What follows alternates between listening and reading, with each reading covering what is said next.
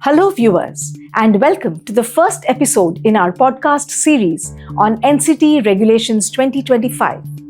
On 20th February 2025, the National Council for Teacher Education released its draft NCT Regulations 2025 along with norms and standards for 9 teacher education programs aligned with NEP 2020. These draft regulations are currently open for public consultation. Today, we are honored to have with us Professor Pankaj Arora, the esteemed chairperson of NCTE, who will help us understand these significant developments in teacher education. Professor Arora brings decades of experience in education policy, practice, and implementation. And under his leadership, NCTE has been working diligently to transform teacher education in line with the National Education Policy 2020. Sir, thank you for joining us today. Thank you. We are excited to learn more about these new regulations and what they mean for the future of teacher education in India. Thank you for having me here on this platform today.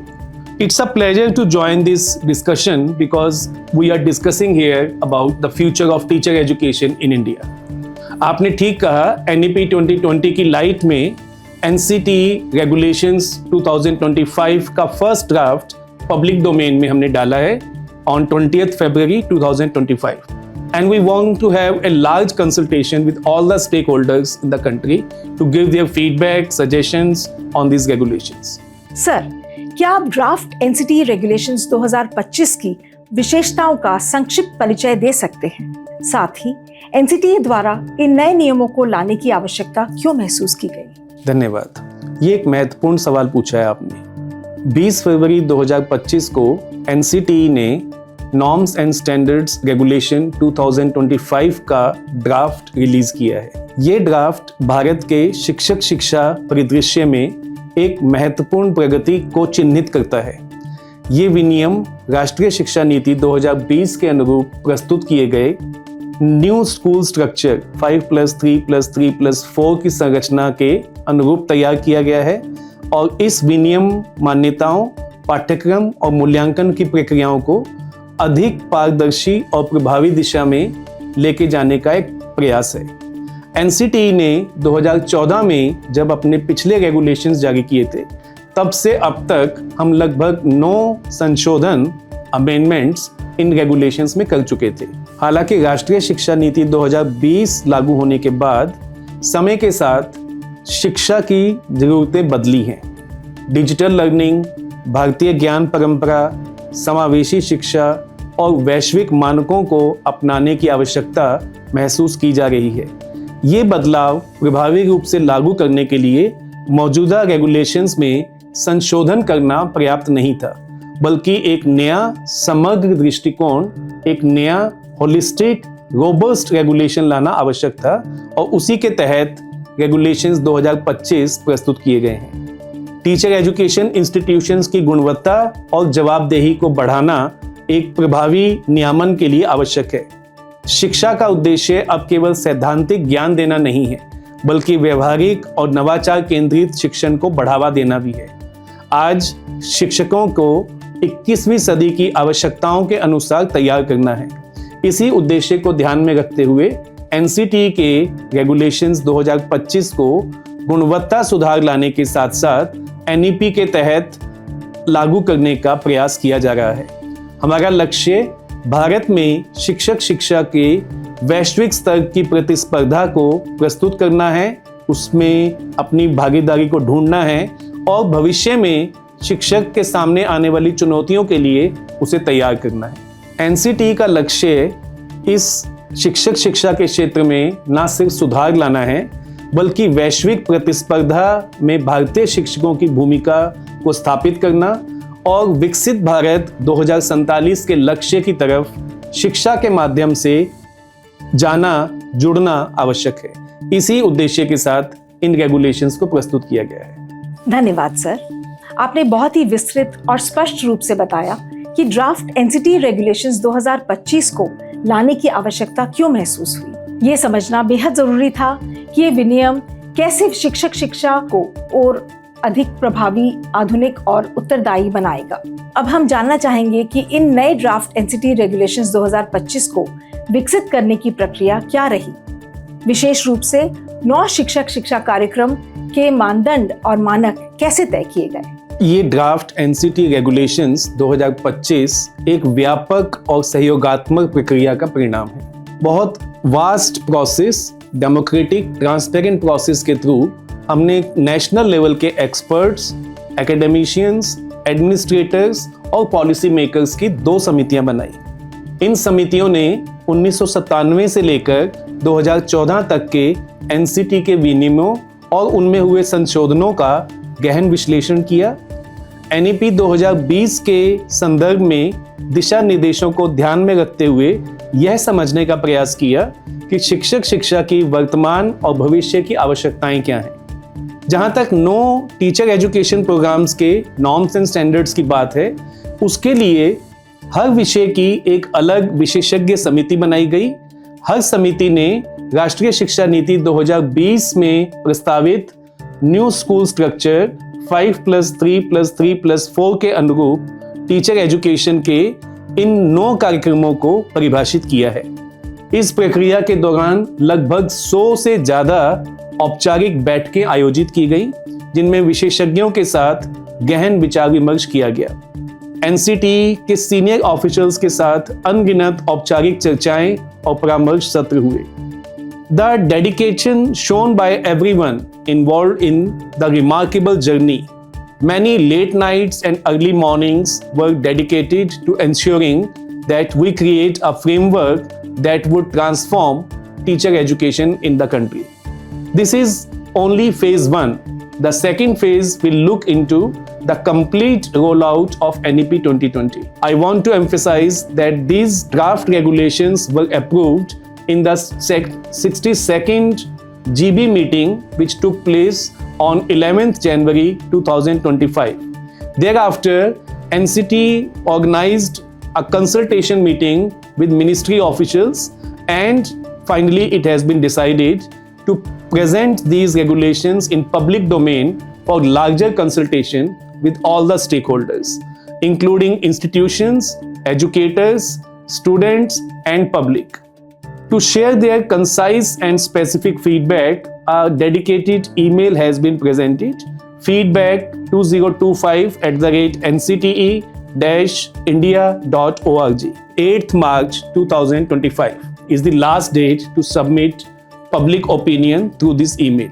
We invite all the stakeholders, including institutions, individual educators, students, community experts, to come and give us specific, precise feedback on the dedicated email ID.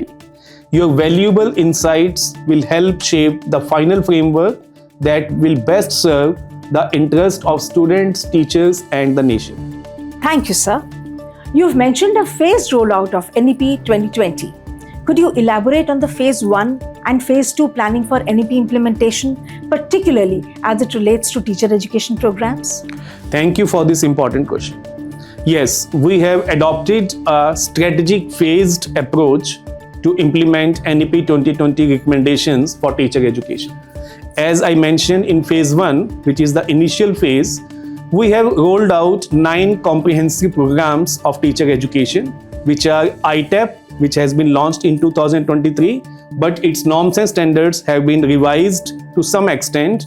Specialized ITEP programs of physical education, arts education, Sanskrit education, and yoga, as well as 1-year program on B.Ed, 2-year program on B.Ed have also been launched. Along with this, PG program in teacher education, which is MEd, has also been reviewed and revised, and now MEd full-time for 1 year and MEd part-time for working teachers for 2 years have also been introduced. In this first phase, we have focused on Appendix 3, 4, 5, and 15 of the total 15 programs of NCT Regulation 2014. In the second phase, we will expand to include additional specializations and programs outlined in NEP 2020.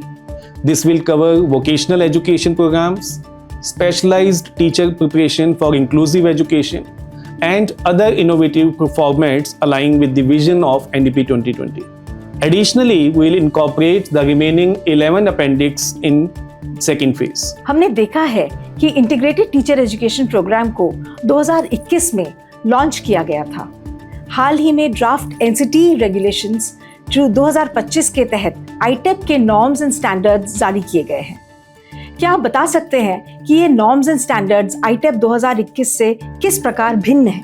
हाँ, जो आपने कहा आईटेप regulations 2021 जो originally launch किया गया था, अब जब 2020 की राष्ट्रीय शिक्षा नीति के विजन के लागू करने की प्रक्रिया में महत्वपूर्ण हमने कदम उठाया और जो आईटेप पायलट फेज में था जिसमें अब तक टोटल 64 इंस्टीट्यूशंस पार्टिसिपेट कर रहे थे, उसके आधार पे वहाँ से मिले फीडबैक के आधार पे हमने कुछ रिव्यू किए हैं और उन रिव्यू को ही इस नॉर्म्स एंड स्टैंडर्ड्स में मॉडिफाई करके प्रेजेंट किया गया है। इसमें कोई ज़्यादा बदलाव नहीं है, कोई मेजर चेंजेस नहीं है, लेकिन फाइन ट्यूनिंग करना with the ground level reality was important and this is attempt to meet that important ground level reality only. आईटेप के इन रिवाइज नॉर्म्स एंड स्टैंडर्ड्स को ना केवल ज़्यादा स्ट्रक्चर्ड और फ्लेक्सिबल बनाया गया है, बल्कि सामग्री के स्तर पे ज़्यादा सुदृढ़ बनाने का प्रयास किया गया है। इसमें एक महत्वपूर्ण सुझाव ये है कि पहले शिक्षकों की न्यूनतम योग्यता बीएड आधारित की गई थी, अब हमने उसे एमएड में प्रस्तुत किया है।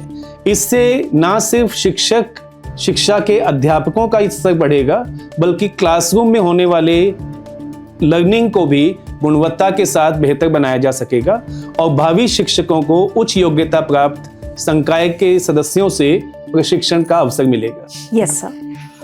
The new draft regulations have introduced 4 specialized ITEP programs: arts education, physical education, Sanskrit education, and yoga education. Could you elaborate on the structure and objectives of these programs? Sure. The introduction of specialized ITEP programs aligned with NEP 2020's vision of a diverse and multidisciplinary approach to teacher education. These programs aim to equip future teachers with domain-specific expertise with ensuring a holistic development of students. ITEP Arts Education designed to train teachers in teaching and promoting visual and performing arts. These teachers will prepare students across various levels of education. ITEP Physical Education focuses on developing teachers with a knowledge and skills to teach physical education, sports, and health education, ensuring students' physical well-being and fitness. ITEP Sanskrit Education aims to prepare teachers to teach Sanskrit language and literature, ensuring the preservation and promotion of India's rich linguistic cultural heritage. ITEP Yoga Education equips teachers with the knowledge and practice of yoga, mindfulness, and holistic well-being. This integrates these aspects of teacher education for students' overall well-being. With so much happening on the ITEP front, many students of grade 12 would be eager to know, when will the ITEP admissions for 2025 begin? The National Testing Agency NTA has already issued a notification on 20th February 2025 regarding National Common Entrance Test NCET 2025. This exam is scheduled to take place on April 29th, 2025. This will be a gateway for admission into ITEP for the academic year 2025-26. Applications portal will remain open up to 16th March 2025. Sir, what will be the submission process for the new ITEP courses starting 2026? The modalities of the test to be conducted by NTA for new ITEP courses will be formulated in due course of time, and these will start from the year 2026. Teacher education in India has undergone several structural changes over the years. Till 2014, B.Ed used to be a one-year program, which was then extended to 2 years to enhance teacher preparation. Some educators have debated whether this transition has truly improved the quality of teacher education or if it has led to other challenges. In your view, is there any compromise in quality of teacher education? The transition from 1 year to 2 year B.Ed program was aimed at strengthening teacher preparation by providing more time for in-depth pedagogical training, practical exposure and subject specialization. हालांकि यह चिंता बनी हुई है कि क्या अतिरिक्त वर्ष वास्तव में बेहतर गुणवत्ता वाले शिक्षकों के रूप में परिणत हुआ है। मुख्य चुनौती यह रही है कि इस विस्तारित अवधि का सार्थक उपयोग सुनिश्चित किया जाए, न कि इसे केवल औपचारिकता बना दिया जाए। नई रूपरेखा के तहत बीएड कार्यक्रमों को एनईपी 2020 के अनुरूप पुनर्गठित किया गया है। अब एक वर्षीय बीएड उन उम्मीदवारों के लिए उपलब्ध होगा जिन्होंने किसी विशिष्ट विषय में 50% अंकों के साथ master degree post graduation complete किया है या 50% अंकों के साथ 4 साल का अंडर ग्रेजुएट प्रोग्राम कंप्लीट किया है। यह कार्यक्रम 2 सेमेस्टर का होगा, जिसमें स्कूल इंटर्नशिप यानी फील्ड बेस्ड एक्सपीरियंस और प्रैक्टिस टीचिंग शामिल होंगे। यदि कोई छात्र शिक्षक किसी भी सेमेस्टर को पूरा करने में असमर्थ रहता है या किसी सेमेस्टर के अंत में परीक्षा में शामिल नहीं हो पाता है, तो उसे अधिकतम 2 वर्षों की अवधि के अंदर यह कार्यक्रम पूरा करना होगा। The one-year teacher education program will also allow stage-specific specializations as proposed in NEP 2020. These one-year B.Ed will be offered for stage specialization of foundation stage, preparatory stage, middle stage and secondary stage, which is 5+3+3+4 of new school structure. इसके साथ ही 3 साल के under graduate students 2 साल का BEd programme उनके लिए जारी रहेगा। एनईपी 2020 के अनुरूप 2 साल का बीएड प्रोग्राम उन स्टूडेंट्स के लिए होगा जो 3 साल का ग्रेजुएशन करेंगे, और ये कार्यक्रम भी स्टेज स्पेसिफिक स्पेशलाइजेशन यानी foundation stage, preparatory stage, middle stage और सेकेंडरी स्टेज, चारों स्टेजेस के स्पेशलाइजेशंस ऑफर करेगा। राष्ट्रीय शिक्षा नीति 2020 की सिफारिशों के अनुसार 1 साल का और 2 साल का बीएड कार्यक्रम में प्रवेश के लिए एनटीए द्वारा राष्ट्रीय स्तर पे एंट्रेंस टेस्ट कंडक्ट किया जाएगा। यह परीक्षा देश की भाषाई और सांस्कृतिक विविधता को ध्यान में रखते हुए स्टैंडर्डाइज भी की जाएगी। आप इस बात को समझिए कि टीचर एजुकेशन की क्वालिटी पीरियड सेंट्रिक नहीं होती, बल्कि उसमें quality, work experience, field exposure, community work और क्लासरूम में हैंड्स ऑन एक्सपीरियंस महत्वपूर्ण होता है। और इसी के अनुरूप ये सभी शिक्षा टीचर एजुकेशन के प्रोग्राम आईटेब, बीएड 1 साल, बीएड 2 साल, सभी में इनका पूरा ध्यान रखा गया है। True, sir. Many teacher education institutions currently offer the 2-year B.Ed program. With the introduction of the new programs under NCT Regulations 2025, what options will these institutions have? Presently, standalone teacher education institutions which are running 2-year B.Ed program will have 2 options. First option, they can either continue offering 2-year B.Ed with new curriculum as per NEP 2020, or they can apply for 1-year B.Ed program as per revised norms and standards for B.Ed 1 year, provided all such institutions are supposed to transform into multidisciplinary higher education institutions by the year 2028. As well as these institutions need to have ITEP program by the year 2030. So these 2 conditions are there for the existing standalone teacher education institutions to continue offering B.Ed either for 1 year or for 2 years. You mentioned earlier about the full and part-time EMIT programs. Could you clarify the key differences between full and part-time EMIT programs? Additionally, where does the concept of a part-time EMIT program come from? And ये शिक्षा क्षेत्र में professionals के लिए कैसे लाभदायक है? देखिए, एमएड कार्यक्रम जो अब 2 नए स्वरूपों में वापस आया है, MEd full time which is for 1 year, MEd part time which is for 2 years. 1 साल का फुल टाइम प्रोग्राम उन सभी स्टूडेंट्स के लिए रहेगा जिन्होंने 4 साल का आईटेप प्रोग्राम किया है या 1 साल का बीएड या 2 साल का बीएड कार्यक्रम कंप्लीट किया है। इन सभी के लिए 1 साल का फुल टाइम प्रोग्राम रहेगा। लेकिन जो इन बीएड आईटेप प्रमोटेड स्टूडेंट्स जॉब में चले जाते हैं, स्कूल टीचिंग में, एनजीओ में, किसी दूसरी सरकारी संस्था में या गैर सरकारी संस्था में शिक्षक प्रशासक के रूप में काम करने लगते हैं, उन सबको एमएड की आवश्यकता है। और ये आवश्यकता हमेशा अनुभव की गई। Central Institute of Education University of Delhi MEd part time बहुत लंबे समय तक चलाता रहा है। एमएड प्रोग्राम का उद्देश्य teacher educators, advanced educational researchers and education leaders को तैयार करना है।